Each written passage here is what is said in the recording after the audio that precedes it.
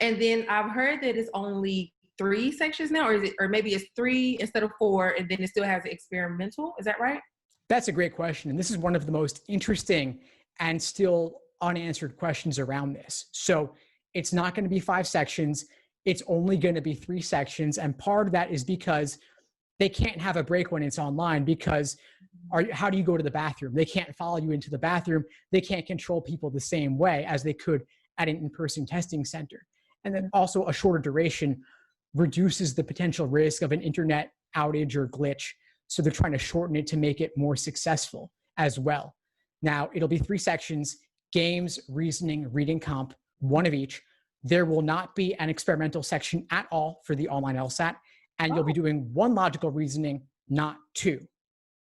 Oh, so this cuts the time like drastically, like an hour and 10 minutes, right? Exactly. Yeah. So it's much closer. Well, so let's see, 3 sections, 35 minutes each. Yeah, it's about closer to 2 hours. Yeah. Okay. So do you think that's a benefit to people, or do you think that now the scores will be, because now you have less to go off of? Whenever it was 101 questions, I feel like you had a bigger room for like a margin for error. But now it's kind of like you only have, what is that? 70 or so questions, I think, however much that adds up. Yeah. So you got, instead of having 100 scored questions plus an experimental that doesn't count, you now have approximately 75 questions. So you have fewer questions, but the questions you do count more. There's also this big unknown around logical reasoning, because when the exam is 4 scored sections, logical reasoning's half the exam.